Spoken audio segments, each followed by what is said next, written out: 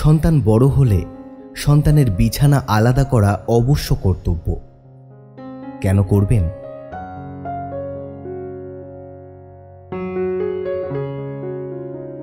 বছর 7 মেয়ে রিবা, ক্লাস 1-এ পড়ে। ধবধবে ফর্সা, মাথা ভর্তি কোকড়ানো চুল, টলটলে চোখ, মনে হয় একটু ছুঁয়ে দিলেই ব্যাস চোখের মায়া আবির হয়ে হাতে লেগে যাবে। ওর মায়ের সাথে সেদিন চেম্বারে এসেছে।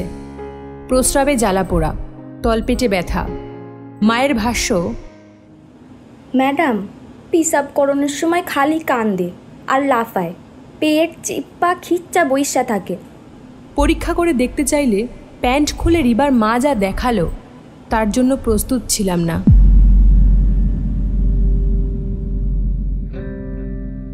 ডাক্তারদের এই এক জীবন, কত কি যে দেখতে হয়। ঘুরিয়ে পেঁচিয়ে জিজ্ঞেস করলাম, বাড়িতে কে কে আছে? ওর বাপ আর আমি। আর কেউ না? না ম্যাডাম, তবে পাশেই ভাসুরের বাসা। আচ্ছা, ও কার সাথে খেলাধুলা করে? আমার ভাসুরের পোলার সাথে। বয়স 11-12, 6-এ পড়ে। সারাদিন দৌড়াদৌড়ি, ঝাপাঝাপি, ভিডিও গেমস আর ওই ইউটিউব না কি কয় এসব নিয়েই থাকে। সারা বাড়িতে আর বাচ্চা কাচ্চা নাই তো, ওরাই খেলে। আমিও তেমন খেয়াল করি না। আহারে বাচ্চারা, বাড়িতেই তো থাকে সারাদিন, হয় দাদির ঘর নয় চাচির ঘর। আসলে মাইয়া আমারই একটাই, মিছা কইয়া লাভ নাই। চাচা চাচিও আদর করে খুব। মিতুল তো বইন বলতে অজ্ঞান। কখনো জিজ্ঞেস করেছেন কি খেলা করে? না ম্যাডাম, কি খেলবো আর, চোর পলান্তি, পুতুল খেলা, এই সব আর কি। জিগানোর কি আছে? আছে, এখন জিজ্ঞেস করুন তো। রিবা, মিতুল ভাইয়ার সাথে কি খেলাধুলা করো বলো তো মা? বউ জামাই খেলি। বউ জামাই খেলা কি করে খেলো? মেয়েটি যা বর্ণনা দিল শুনে মা মূর্ছা যান আর কি। ছোট বাচ্চারা আর দোষ কি? বাচ্চারা অনুকরণ প্রিয়, এটা সবাই জানে।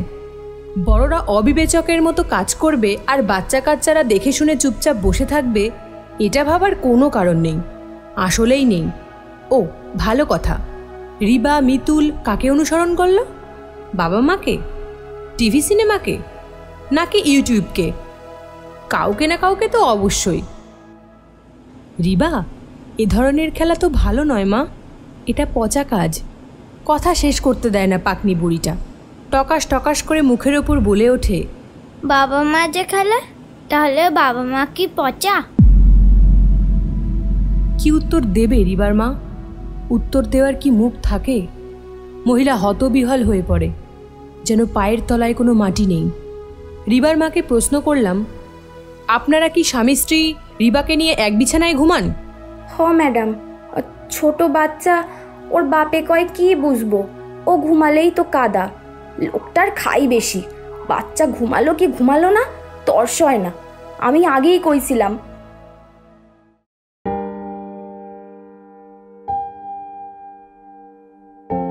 দেখুন, আমরা বাচ্চাদের যতটা নির্বোধ মনে করি, আসলে ততটা নির্বোধ ওরা নয়, বরং একটু বেশি বুদ্ধি রাখে ওরা। শুধু আমরা বড়রাই এই কথাটা মানতে চাই না। আমাদের দিয়ে ওদের হিসাব করি, কিন্তু ওরা হিসেবে মা বাবার চেয়েও পাকা। যে কাজটা বাবা মা করে সে কাজটা খারাপ হয় কিভাবে? কাজেই বাবা মা বড় বউ খেলা তারা খেলতেই পারে, তাদের তো আর দোষ দেওয়া যায় না। একটু ভেবে বলুন তো, যায় কি? আসলে একটা নির্দিষ্ট সময় পর সন্তানদের বিছানা আলাদা হওয়াই বাঞ্ছনীয়। সবার পক্ষে হয়তো সন্তানদের জন্য আলাদা আলাদা রুম দেওয়া সম্ভব নয়, সেক্ষেত্রে অন্তত বিছানাটা আলাদা করা যায়। বাবা মায়ের বিছানাটা কাপড় দিয়ে পার্টিশন দেওয়া যায় মশারির মতো। আর নিতান্তই যদি তা সম্ভব না হয়, শিশু সম্বলিত সংসারে দম্পতিদের অবশ্যই সর্বোত্তম সতর্কতা অবলম্বন করতে হবে। কি সেটা আমি জানি না, আর সবার ঘরে নিশ্চয়ই একরকম ফর্মুলা চলবে না। নিজের ঘর অনুযায়ী নিজেদের ফর্মুলা তৈরি করুন।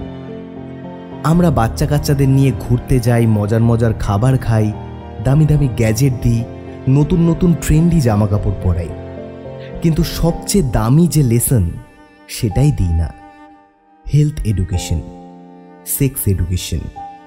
কত জরুরি এসব জীবনমুখী শিক্ষা। কি আজব আমরা, কবে বুঝবো এর গুরুত্ব? আর কত ভুলবার্তা দেহ মনে নিয়ে বড় হবে আমাদের শিশুরা। বাচ্চাদের কি কি করা উচিত আর কি কি না সেটা বলুন। ছোটদের কাজ বড়দের কাজ কি কি সেটা জানান। ধীরে ধীরে নিজের শরীর সম্বন্ধে শিক্ষা দিন। গুড টাচ ব্যাড টাচ সম্পর্কে জানান। নারী পুরুষের যৌন জীবন সম্বন্ধে শিক্ষা দিন, ধীরে ধীরে, সহজ করে। কাজের লোক কিংবা ক্যানভাসারের কাছ থেকে ভুল জানার চেয়ে বাবা মায়ের কাছে জানা ভালো নয় কি? সন্তানের কথা বিশ্বাস করুন, সন্তানের বন্ধু হন, ধর্মীয় শিক্ষায় শিক্ষিত করুন এবং ধর্মীয় অনুশাসন মেনে চলতে উদ্বুদ্ধ করুন। মনে রাখা ভালো, লালন পালন করাই কিন্তু শেষ কথা নয়।